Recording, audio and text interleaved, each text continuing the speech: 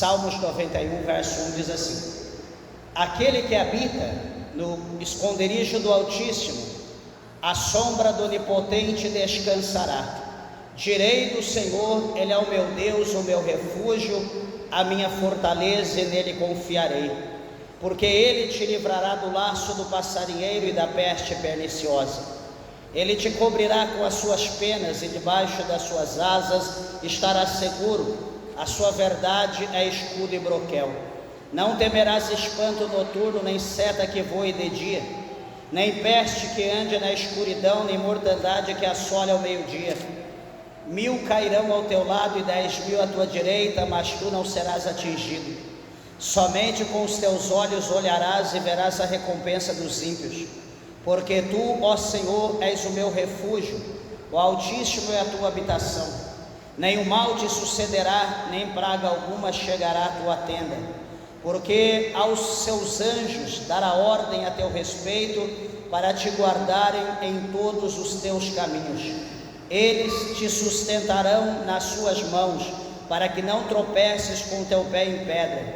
Pisarás o leão e a áspide, calcarás aos pés o filho do leão e a serpente. Pois que tão encarecidamente me amou, também eu o louvarei. Poloei no alto retiro, porque conheceu o meu nome. Ele me invocará e eu lhe responderei. Estarei com ele na angústia, livrá-lo-ei e glorificarei. Dar-lhe-ei abundância de dia e lhe mostrarei a minha salvação. Amém? Meus irmãos, vamos orar. Apresente a Deus a tua Bíblia, a tua mão ao céu. Vamos falar com Deus. Peça para que o Senhor Deus fale conosco.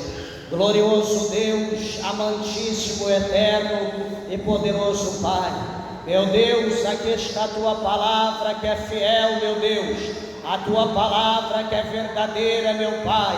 Aqui está, meu Deus do céu, a tua palavra que é digna de toda aceitação. Meu Deus, hoje o encerramento, meu Pai, desta campanha dos Salmos 91. Ó Deus, venha nos responder, venha falar conosco, meu Pai, de uma forma gloriosa, de uma forma especial. Tira as barreiras e impedimentos, nos alimente e nos abençoa, para a glória do teu nome, pois é o que nós te pedimos e nós te agradecemos, em nome do Senhor Jesus. Amém. Podeis se assentar, meus irmãos. Desocupem vossas mãos. Dê uma salva de palmas bem alegre para Jesus. Graças a Deus. Glória a Jesus. Louvado seja o nome do Senhor. Meus irmãos, eu peço, por favor, toda atenção, reverência à palavra de Deus, principalmente as crianças. A Dona Maria, né, Dona Maria, que está aí com o chinelo batendo nos bichos. Daqui a pouco a sua mãe vai fazer a mesma coisa com você, em nome de Jesus. Meus irmãos, todos atentam, por favor, amém? Em nome de Jesus, a palavra de Deus. Lembrando que hoje é o encerramento da palavra.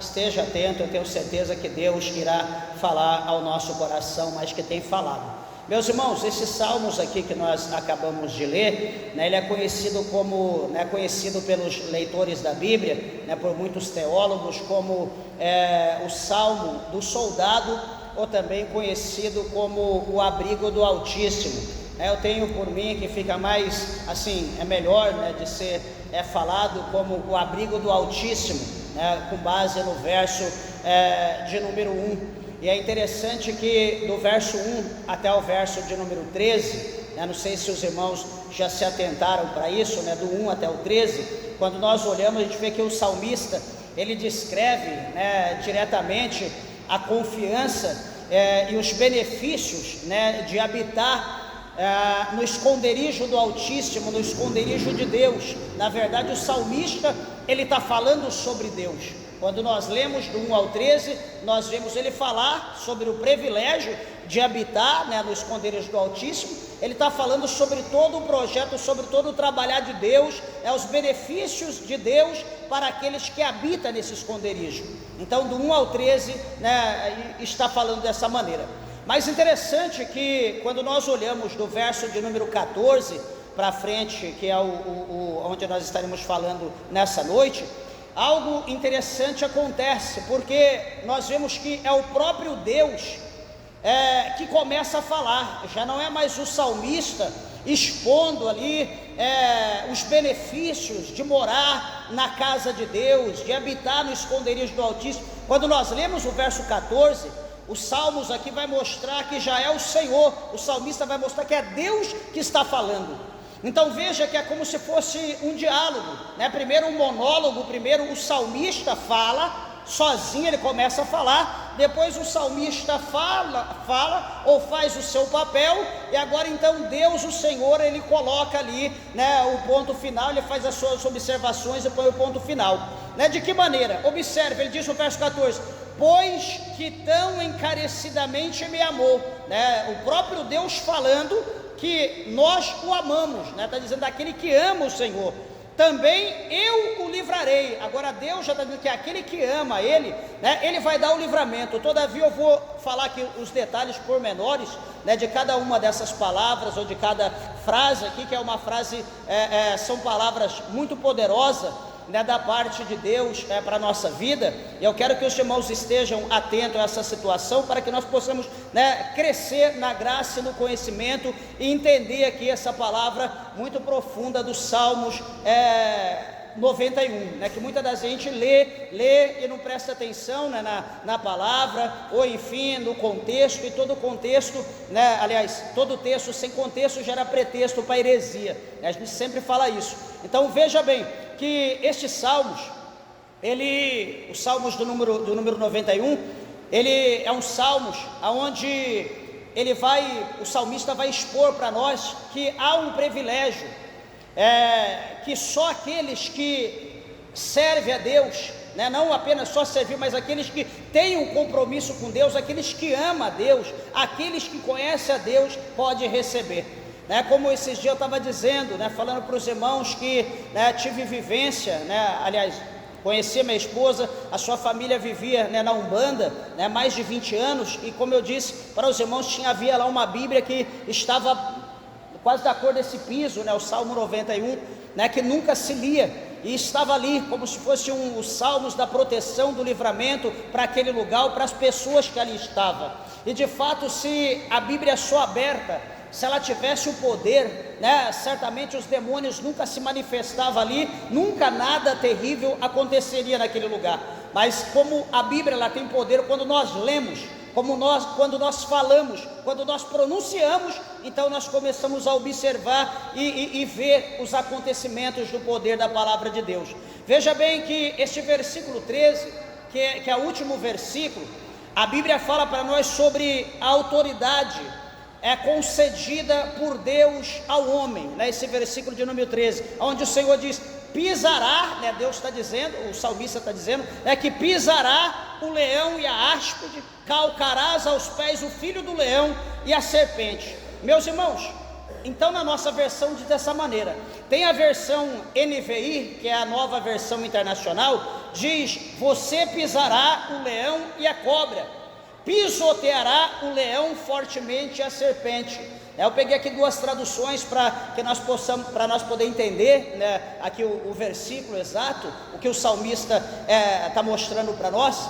Veja que este versículo, ele mostra para nós, ou seja, ele é o clímax. Aqui quando nós olhamos no verso de número 4, né, ele é o clímax da autoridade que nós recebemos por estarmos debaixo das asas, debaixo da potente mão do Senhor. O versículo 4 ele diz: não temerás espanto noturno, aliás, Ele te cobrirá com as suas penas, e debaixo das suas asas estará seguro, e a sua verdade é escudo e broquel.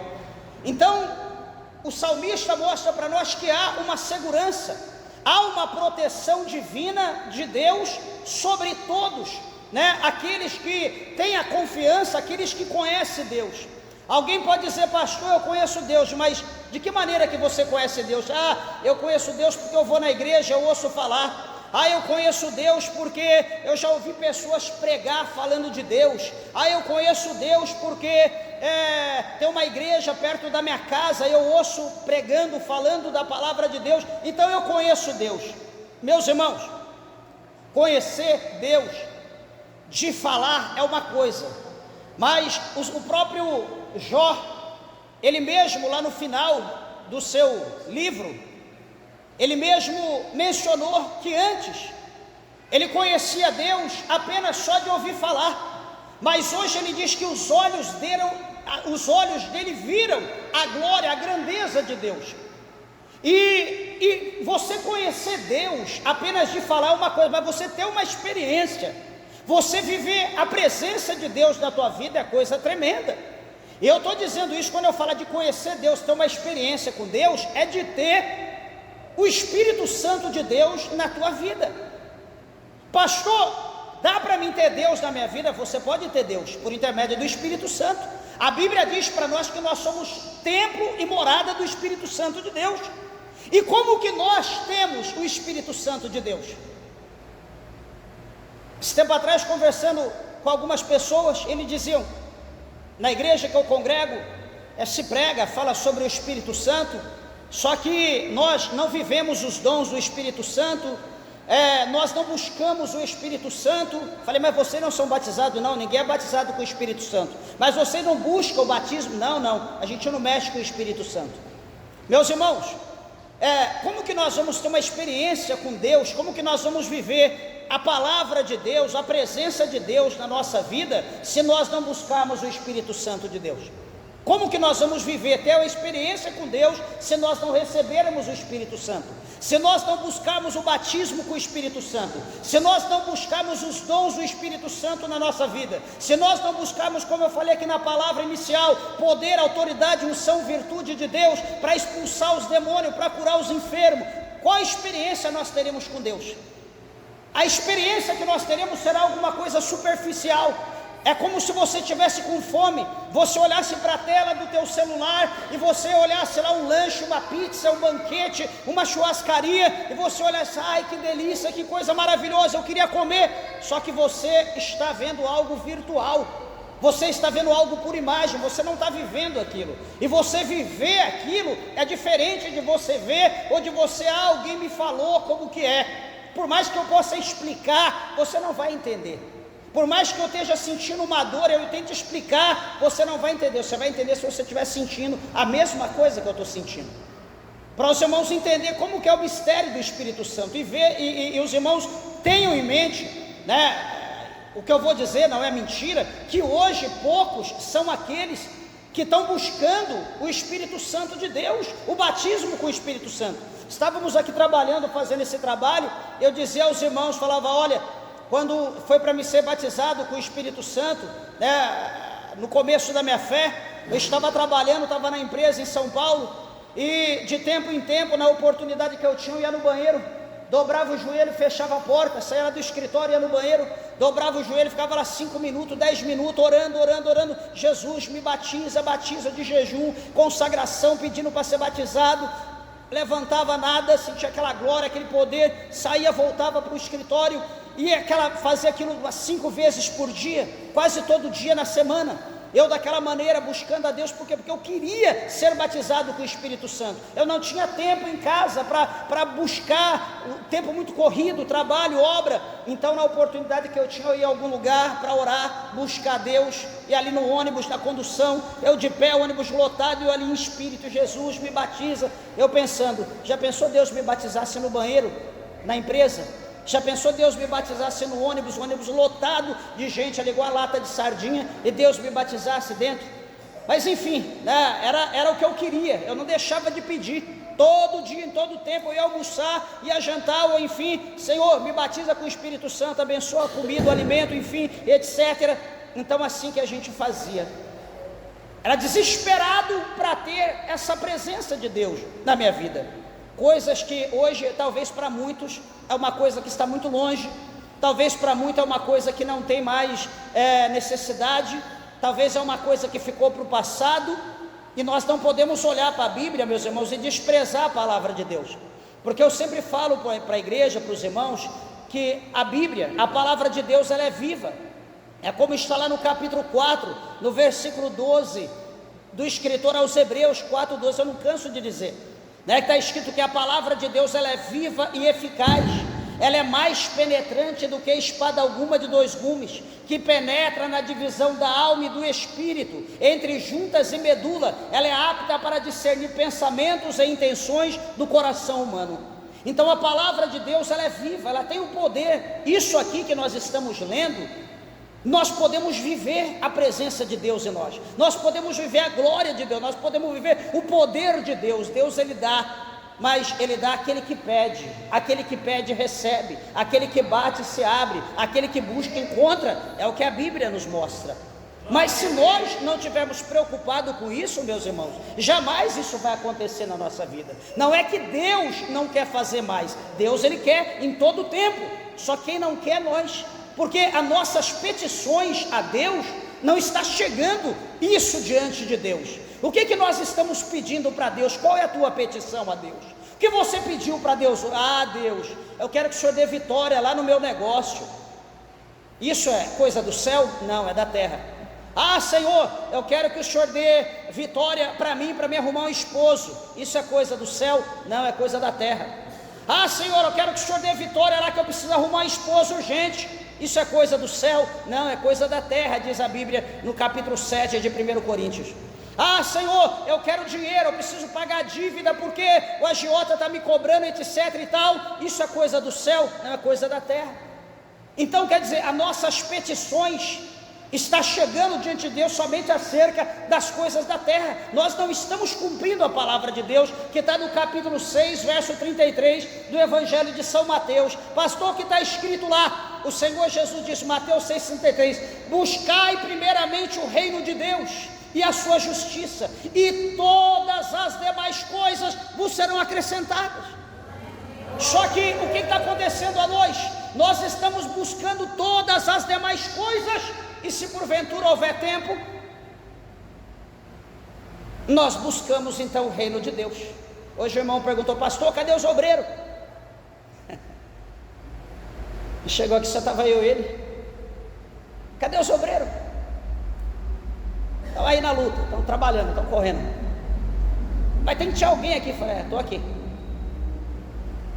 Então é assim, tem coisas que na nossa vida é a prioridade. Para mim, toda a vida, desculpa falar isso, toda a vida a minha prioridade foi o céu, foi Deus.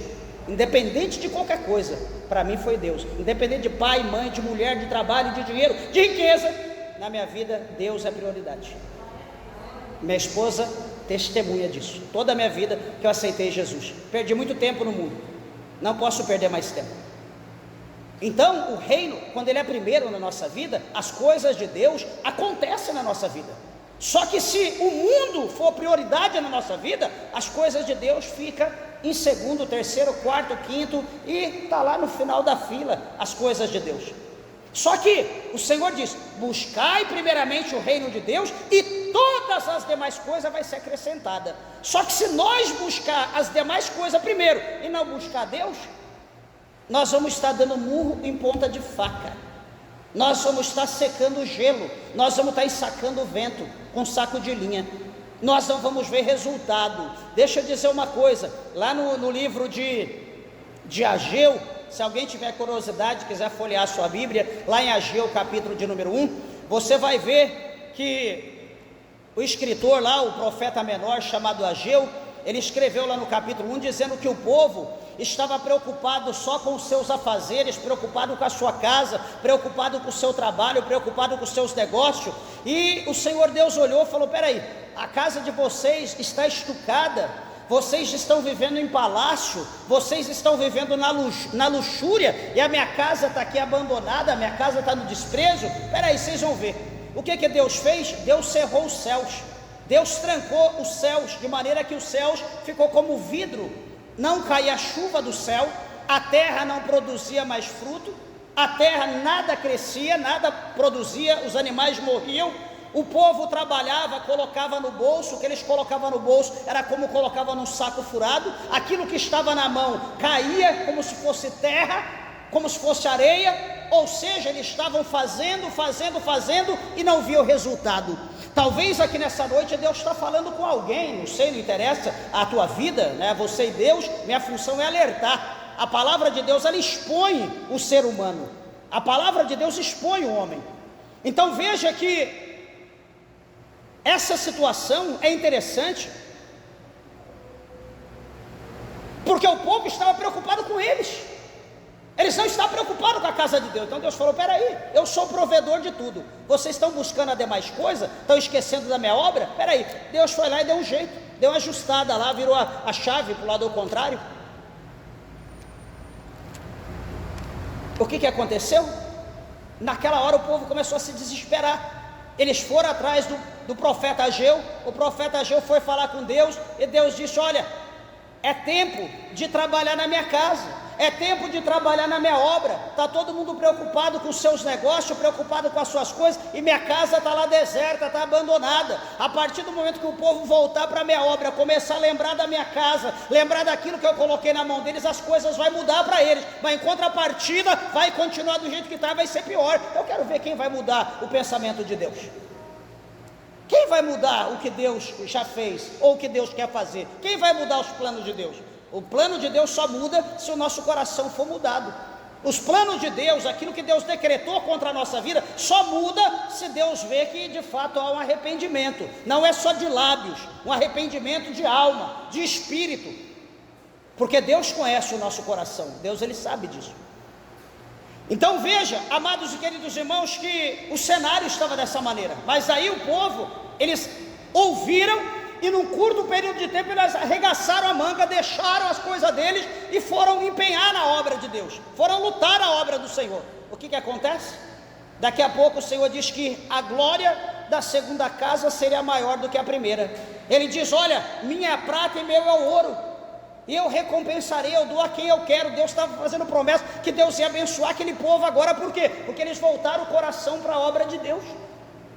Nós queremos ser abençoados, meus irmãos, mas nós não queremos voltar o coração para a obra de Deus. Nós queremos a proteção de Deus, mas nós não queremos voltar o coração para Deus. Nós queremos milagre de Deus, mas nós não queremos conhecer Deus, não queremos ter um particular com Deus, não queremos ter compromisso com Deus.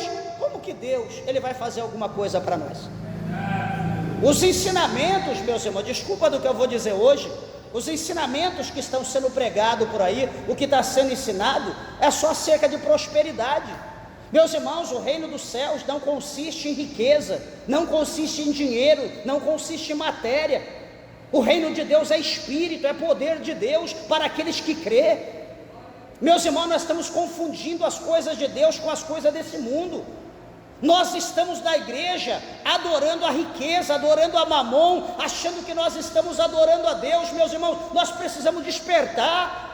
A casa de Deus é o lugar de nós adorar a Deus. A casa de Deus é o lugar de nós aprendermos, glorificar, bendizer o nome do Senhor. A casa de Deus não é lugar de encontro. A casa de Deus não é lugar de negócio. A casa de Deus não é lugar de passarela, de desfile de moda. A casa de Deus é lugar de se humilhar, de chorar. Jesus diz que a minha casa será conhecida por toda a terra, por toda parte, como casa de oração. Mas vós teis transformado a minha casa em covil de salteadores.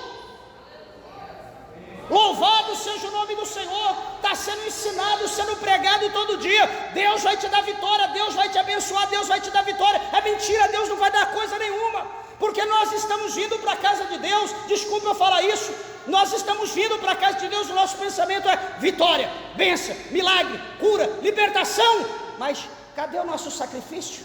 Cadê a nossa adoração? Cadê o nosso louvor? Cadê o nosso glória a Deus? Cadê a nossa língua estranha? O que nós estamos fazendo para Deus? De que forma nós estamos tocando no céu? Será que eu estou tocando no céu com a chave do meu carro? Será que eu estou tocando no céu com a chave da minha casa? Será que eu estou tocando no céu com o telefone? Será que eu estou tocando no céu com a minha esposa? Será que eu estou tocando no céu a minha irmã com o marido dela? Nós tocamos no céu com o coração quebrantado. Nós trocamos no céu com um perfeito louvor. Nós tocamos no céu quando nós abrimos a nossa boca e entoamos um cântico de adoração a Deus, quando nós colocamos tudo aquilo que está diante do nosso coração na presença do Senhor. Então nós vamos ver o trabalhar de Deus na nossa vida, nós vamos ver as coisas de Deus mudar, meus irmãos, em nós. Glorificado seja Deus. Mas veja bem uma coisa, que às vezes nós estamos tão acostumados com essa terra, que nesse dia eu ouvi alguém dizer esse mundo está tão bom que não precisa ir para o céu não, está bom demais aqui. Certamente havia uma legião de demônio batendo palma do lado dele. Esse mundo está bom demais, não precisa ir para o céu não. Meus irmãos, o mundo que o próprio Cristo, há 2000 anos atrás, ele diz que esse mundo, o mundo jaz no maligno.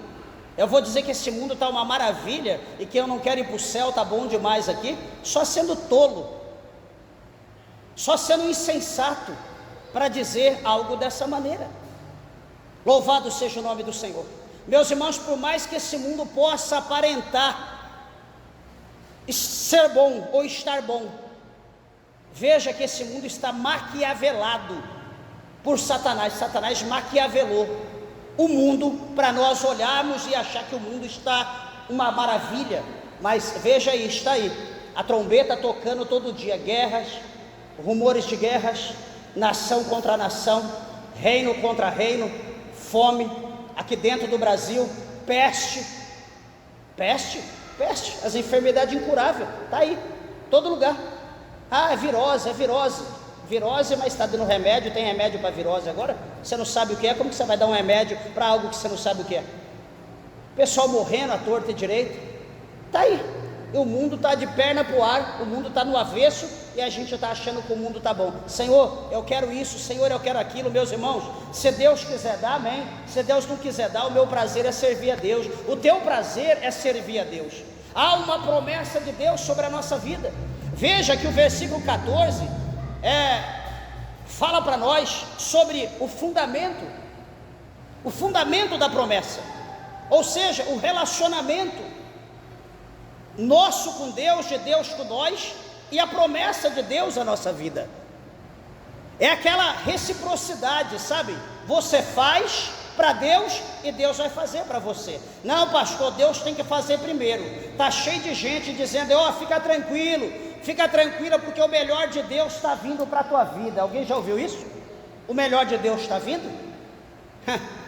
O melhor de Deus já veio, e a Bíblia diz que o melhor de Deus vai vir, lá no capítulo 25, verso 31, vai vir com a miríades de anjos, glórias, na nuvem de glória de Deus, e ele vai vir para arrebatar o povo, ajuntar o povo dos 4 cantos dessa terra, separar a direita ovelha, a esquerda bodes. O melhor de Deus, eu quero dizer para você que chama Jesus Cristo de Nazaré, o melhor de Deus, ele já veio nesse mundo, e se você não quer o melhor de Deus para a tua vida, o problema é teu. Fica esperando o melhor aí, que o melhor que esse mundo pode te dar é o anticristo, que já está aí no mundo, está se revelando, está se manifestando, e as pessoas estão olhando para ele, achando que é o homem da libertação, é o homem da salvação, é o homem que vai mudar o mundo. Meus irmãos, cuidado, a palavra de Deus fala por intermédio do apóstolo São Paulo, que quando se disser no mundo, a paz no mundo, então haverá repentina destruição. É o que está sendo pregado aí hoje, paz. Levanta um, não, eu vou fazer a paz no mundo. Levanta outro, eu vou fazer. Todo mundo querendo fazer a paz, trazer paz no mundo. Só que nós precisamos estar atentos com essa paz.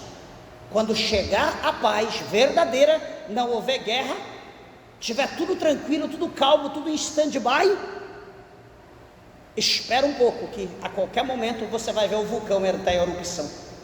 Alguma coisa sobrenatural, maléfica, vai acontecer na terra, e nós precisamos estar atentos.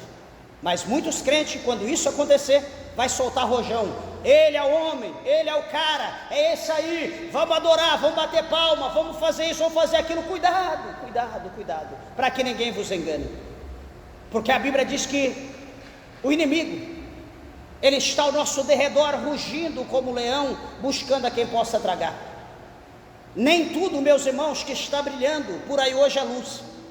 A palavra de Deus fala para nós em 2 Coríntios, no capítulo de número 11, que Satanás, ele tem poder de se transfigurar em anjo de luz, mas ele não é anjo de luz, mas ele tem poder para enganar as pessoas.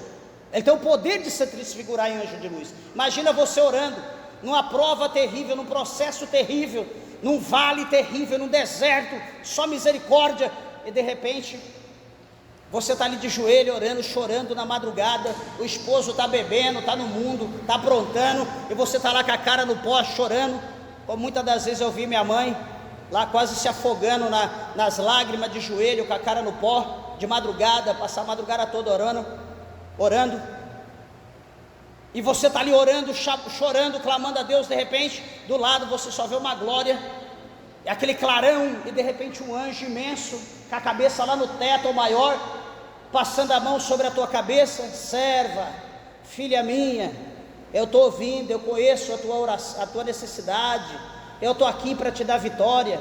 Imagina, o que ele disser, o que ele mandar você fazer, você vai fazer, porque você está vendo luz, você está vendo uma glória, uma suposta luz, uma suposta glória, e você vai acreditar naquilo, e vai se submeter, beijar o pé, adorar. O que ele mandar você falar, confessar alguma coisa, você vai confessar, e de repente você pode estar perdendo a tua salvação, de repente você pode estar entrando num grande abismo, achando que você está diante da presença do anjo de Deus. Meus irmãos, o mundo espiritual não é brincadeira, o mundo espiritual se discerne espiritual. Do jeito que nós vemos o mundo, que tem muitas pessoas estrategistas, muitas pessoas ator, atriz, existe de tudo nesse mundo. No mundo das trevas, no mundo espiritual, o negócio vai muito além, se nós não buscarmos o discernimento, se nós não buscarmos interpretação, como a Bíblia nos ensina, meus irmãos, todos nós seremos enganados, e se Jesus voltar, quem é que vai subir? Deixa eu fazer uma pergunta, do jeito que nós estamos vivendo hoje, do jeito que a igreja está vivendo hoje, meus irmãos, se Jesus voltar, qual de nós que vamos subir? Olha para a tua perseverança, olha a maneira que você está servindo a Deus, né? Não estou condenando ninguém, para você refletir, faça uma reflexão, olha a maneira que você conhece a Bíblia, você lê a palavra de Deus, você ouve a palavra de Deus, não estou dizendo que você é teólogo, mas você lê a Bíblia, você tem conhecimento, você ouve pregação, e olha como você está vivendo, olha como você está servindo a Deus, olha o que você está buscando na igreja, olha como que está o teu dia a dia. Com base nessa reflexão, se Jesus voltar, você vai para o céu? Será que você vai? É coisa que a gente tem que decidir, tem que saber. A certeza da nossa salvação de acordo com o caminho que nós estamos andando. Nós temos que ter certeza que o caminho que nós estamos andando é o caminho da promessa, é o caminho de Cristo, é o caminho que não é torto, é o caminho que não tem oscilação. Porque há caminho aí, diz aqui em Provérbios 14, há caminho que para o homem parece caminho direito, mas o fim desse caminho é caminho de morte. Parece direito, parece bom, só que o fim é caminho de morte. Ah, pastor, eu não estou nem aí se eu morrer. Problema, e se eu morrer aí, todo mundo vai morrer? Só que, meus irmãos, quantas milhares, bilhares, trilhares, sei lá, de almas que estão no inferno agora, que talvez estão gritando, chorando, arrependido porque tiveram oportunidade, negaram Jesus, não aceitaram, não quiseram Jesus, desprezaram Jesus, ignoraram Jesus, não acreditaram no inferno, não acreditaram no diabo, e hoje estão lá no inferno, talvez gritando, gemendo, pedindo se tivesse mais uma oportunidade para adorar, para aceitar, para se entregar, mas aqueles que descem ao inferno não saem de lá, tampouco os que estão no céu podem sair de lá. O homem está ordenado a morrer apenas uma vez e segue-se o juízo. Meus irmãos, esse versículo 14, Deus, Ele assume, como eu disse no princípio, Deus assume a palavra, versículo 14, 15 e 16, Ele não está falando aqui sobre um crente, um suposto crente genérico, Ele está falando sobre Ele, sobre a sua pessoa, aquele que tem o poder, que pode, que só Ele pode cumprir as condições, aquilo que Ele impõe. Veja, quando aqui no verso 14 diz por quê, Isso significa que a proteção de Deus, ela não é automática, ou ela não é mágica. Não é uma coisa que estala o dedo, acontece, ou alguma coisa que você aperta ali um disjuntor, acontece. Não, não é dessa maneira. As coisas de Deus é relacional. As coisas de Deus acontecem na nossa vida de acordo com o relacionamento que nós temos com Ele. Jamais algum homem ou alguma mulher pode se entranhar intimamente se não houver um conhecimento, se não houver um namoro, um posterior casamento, para que possam se conhecer. Somente no olhar, no ver ou desejar, pensar, jamais poderá chegar no clímax, numa situação íntima, se não tiver o relacional. E com Deus é da mesma forma. Como eu disse, não adianta a gente querer conhecer, eu já ouvi falar de Deus. Não, nós precisamos conhecer, ter intimidade com Deus. Porque, como a Bíblia está mostrando aqui o porquê, Ele estabelece aqui o motivo. E qual que é o motivo? Primeira condição: tão encarecidamente me amou. O primeiro motivo é: tão encarecidamente me amou, como está o verso 14. A palavra hebraica aqui implica mais do que emoção, significa apegar-se, unir-se, ter lealdade.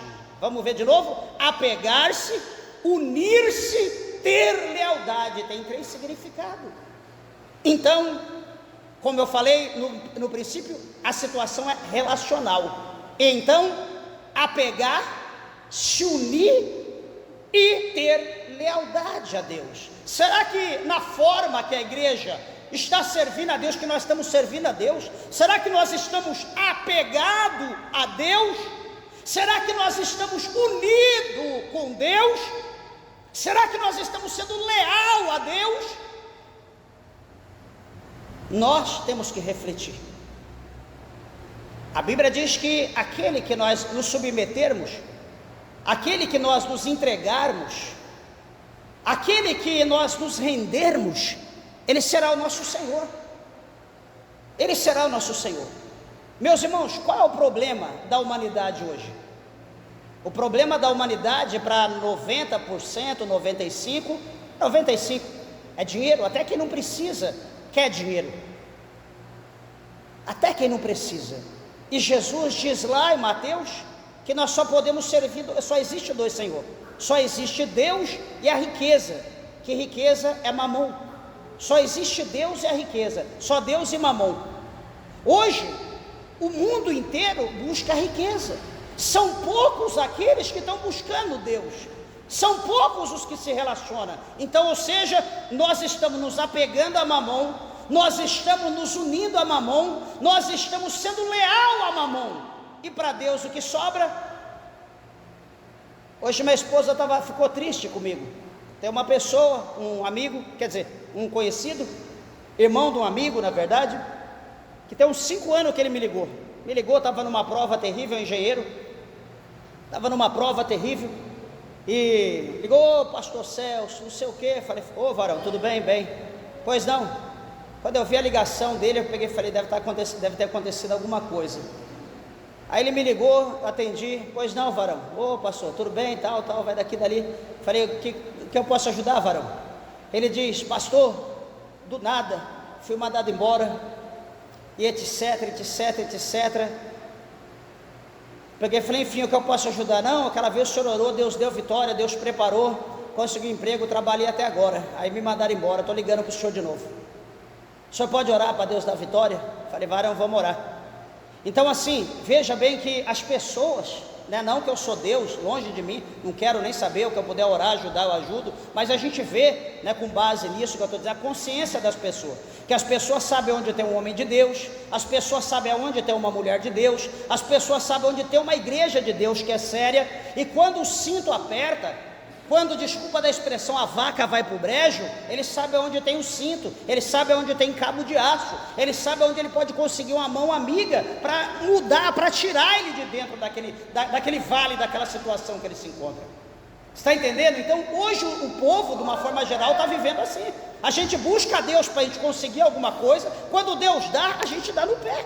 Nós esquecemos de ser dizimista, nós esquecemos de ofertar, nós esquecemos que a casa de Deus tem que fazer manutenção, que a casa de Deus tem aluguel, nós esquecemos que tem missão para ser feita, nós esquecemos que tem que ajudar o necessitado.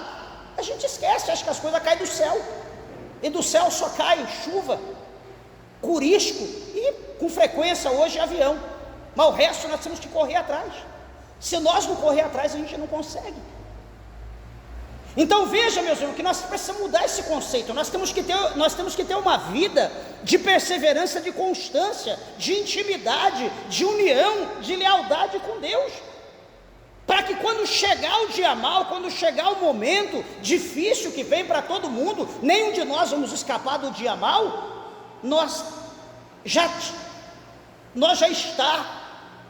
O nosso coração já está preparado, confortado, nós já estamos sobre aquela glória de Deus, sobre aquele conforto, para nós não ficarmos desesperados. Eu falando isso, o Espírito de Deus me faz lembrar do profeta Eliseu, quando ele estava com Geazi na sua casa, quando o povo da Síria veio na madrugada para poder prender o profeta Eliseu, e aquele exército terrível ao redor da casa dele, aquela multidão de madrugada, e eles esperando o profeta sair dentro de casa. Aí na madrugada levanta ali o servo do profeta, e ele sai para fora, talvez foi beber uma água, foi no toalete, sei lá, e de repente ele olha para aquilo, ele fica assustado, ele se desespera com a multidão de soldado, tudo com tocha na mão, com espada, com lança.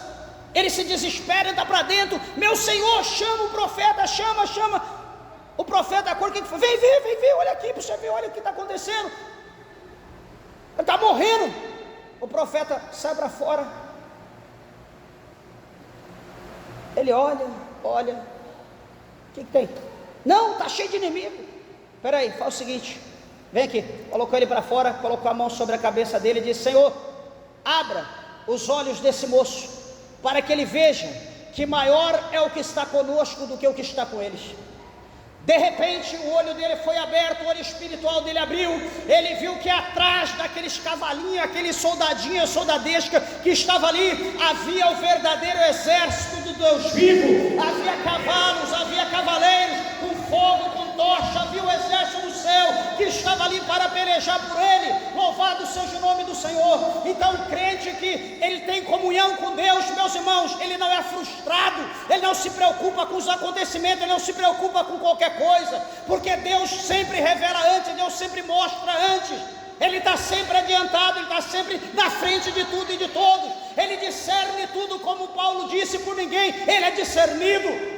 Agora a gente se admira de crente já está calejado, tanto tempo de crente, acontece, fulano falou mal de mim, fulano deu a paz para não sei quem, esqueceu de dar não deu para mim, deu um abraço na irmã, não deu em mim, fazendo acepção de pessoa, não vai mais para a igreja, então vai para o inferno. O sangue de Jesus tem poder na tua vida? Que negócio é esse? A Bíblia diz que o tempo, lá no capítulo 6, capítulo 5, 6 de Efésios, de Hebreus, fala para nós que o tempo nos torna mestre, o tempo nos torna homem.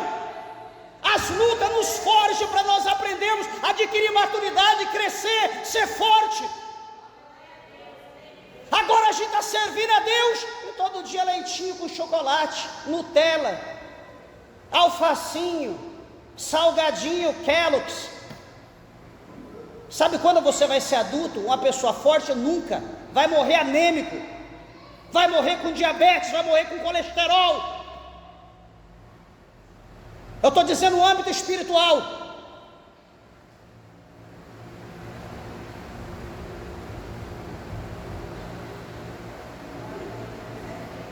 Então, encarecidamente me amou, a palavra hebraica que implica mais do que emoção, significa pegar-se, unir-se, ter lealdade. É um amor devocional, uma escolha deliberada de se agarrar a Deus acima de tudo e de todos. Eu amo Deus, eu quero Deus, Deus para mim é tudo. É como aqueles pregadores, não sei que se alguém já teve curiosidade, se alguém que já teve o interesse de ler os heróis da fé, Quantos homens de Deus na Índia, quantos homens de Deus na África, na Inglaterra, na Holanda, que eles diziam: Deus, me dá alma, senão eu morro. Pessoas que eram famintas por alma, pessoas que o foco era a alma, pessoas que o foco era fazer a obra de Deus. Meus irmãos, nós precisamos, deixa eu falar de novo nisso, nós precisamos mudar nossa mentalidade. Meus irmãos, nós precisamos despertar.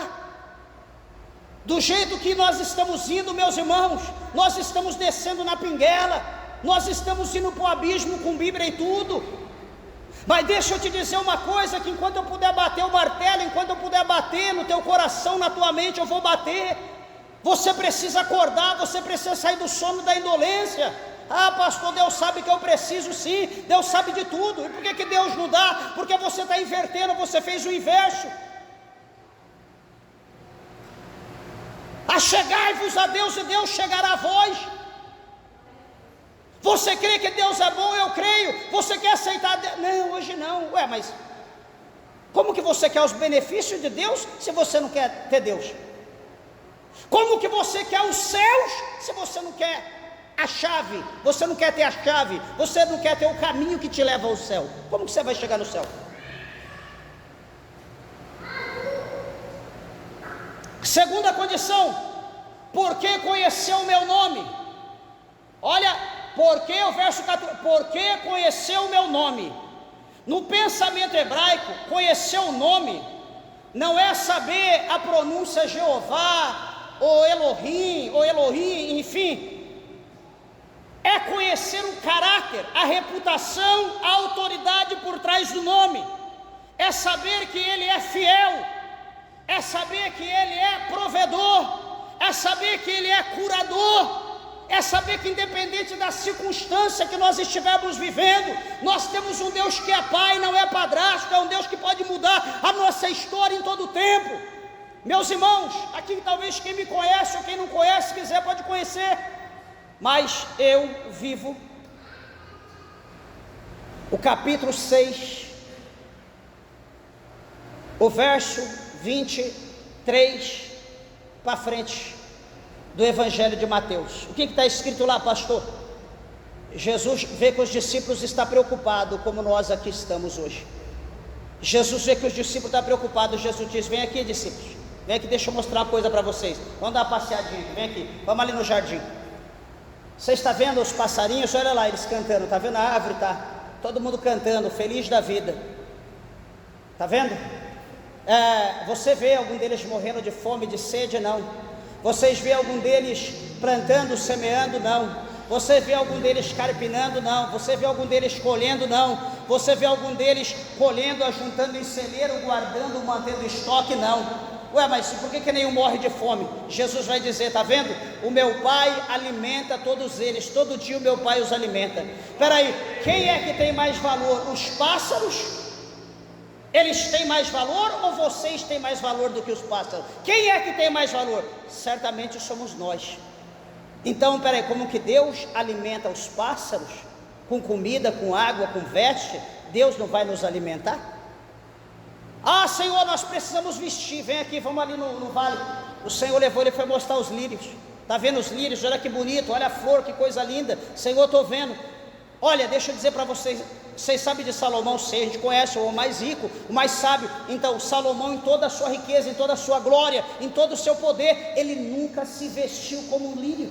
O lírio que hoje nasce, murcha e acabou, seca, foi embora, não existe mais. Nem Salomão vestiu como ele. Espera aí, quem tem mais valor, o lírio ou vocês? Se Deus veste o lírio, Deus também pode vestir vocês. Aí Deus, ele usa a célebre frase no 33: buscai primeiramente o reino de Deus, a sua justiça, e todas as demais coisas vos serão acrescentadas. Meus irmãos, eu vivo isso. Meus irmãos conhecem aqui a nossa vida, a gente vive desde quando eu cheguei aqui. Quem me veste é Deus, quem coloca comida na minha mesa é Deus, quem veste minha esposa é Deus, quem coloca comida quem coloca calçado na minha esposa é Deus. Tem gente que acha que eu sou empresário, tem gente que acha que eu tenho isso, tenho aquilo. Um dia alguém pediu: pastor, deixa eu ver seu documento, eu vou puxar, vou ver alguma coisa.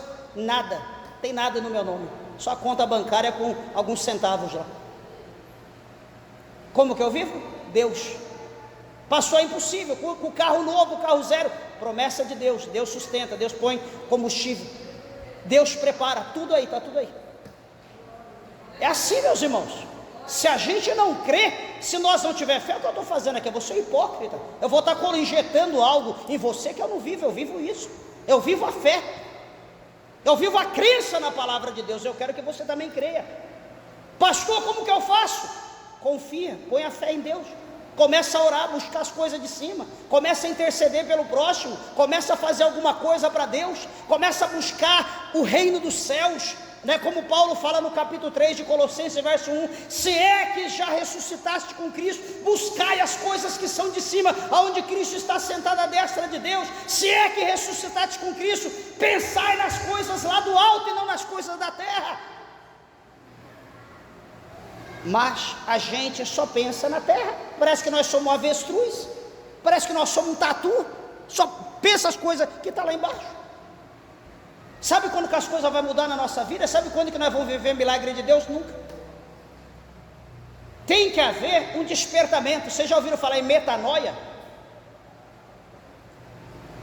Mudança de percurso, de desvio, de mente, de atitude.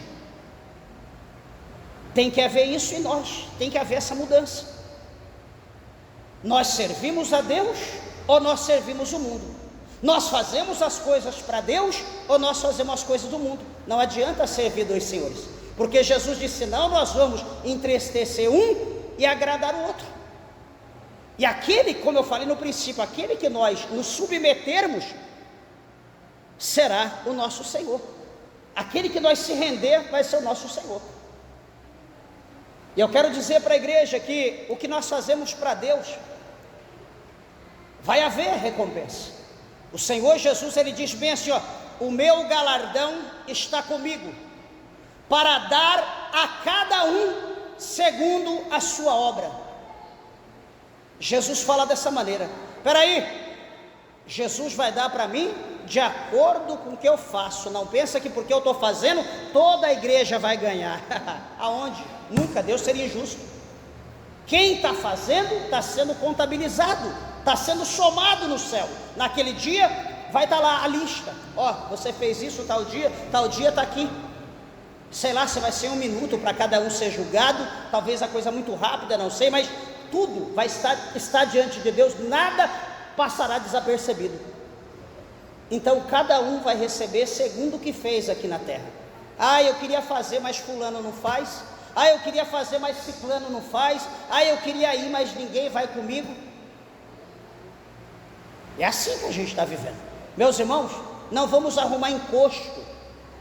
Peça para Deus te dar poder, para Deus te dar oportunidade, para Deus te capacitar. Lá em São Paulo, no começo da minha fé, nós fazíamos obra constantemente. Eu trabalhava de segunda a sexta, de madrugada até a noite, eu dirigia 2, 3 igrejas. Final de semana era campanha em vários lugares, várias casas, não tinha tempo nem de ir em casa direito. Presta bem atenção, que Deus, o Senhor, Ele sempre deu graça. Eu sempre procurava encostar em pessoas de Deus, procurava sempre encostar em homens de Deus, pessoas abençoadas, usadas por Deus. Sempre eu queria estar junto, como a gente sempre quer. E chegou um momento que Deus queria começar a usar a minha vida. Chegou um momento que Deus começou a querer usar a vida da minha esposa, mas eu ia encostar no varão. Não, vou levar o varão comigo porque é bênção, Deus vai usar a vida dele. E chegava lá, eu ficava na retaguarda, o varão de frente, e Deus usava o varão. Outro dia, não, vou levar a irmã fulana de tal, que a irmã é uma bênção, ela fica na frente, eu fico na retaguarda. E o que acontece? E nesse inteirinho, eu ia ficando para trás. Nesse inteirinho as promessas de Deus iam ficando. Sabe o que Deus fez? Já vou encerrar. Sabe o que Deus fez? Deus trancou a porta. Chegava no dia que eu ia fazer as visitas no sábado: ô irmão fulano de tal, chegar na cadeira, não, foi trabalhar. Chegava, ia, vamos em tal lugar, ia na casa da outra pessoa: não, fulano não está aqui, teve que fazer não sei o que. Ia em outro lugar, não tinha ninguém. Aí a hora passando, eu falava para minha esposa: paciência, vamos lá. Aí começou a acontecer isso com frequência, aí a ficha caiu. Aí nós entendemos, ó, Deus quer usar a nossa vida, então vamos embora. Nós já sabemos andar com a nossa perna, nós já temos certeza do trabalhar de Deus na nossa vida. Vamos lá, vamos fazer a obra. E Deus começou a trabalhar, meus irmãos, e as coisas começaram a acontecer. Ou seja, eu queria usar alguém como fosse um encosto, um amuleto, uma muleta para mim estar apoiado. E tem quanta gente que não está assim hoje? Ah, só vou fazer se alguém tiver. Peraí, Deus quer usar a tua vida. Então se dispõe, abra o teu coração. Senhor, me capacita, eu vou lá, Senhor. Não foi o que o Senhor falou para Jeremias? Jeremias, não se preocupa, o que eu colocar na tua boca, o que eu mandar você falar, você vai falar. Ah, eu não tenho nada, não importa, vai lá, em nome de Jesus, e chega lá, quando você orar, o rolo vai descer e a coisa vai acontecer. É assim que Deus trabalha. Amém? Que Deus possa abençoar a tua vida. As horas se foram, palmas bem alegres, exalta e glorifica o nome do Senhor Jesus.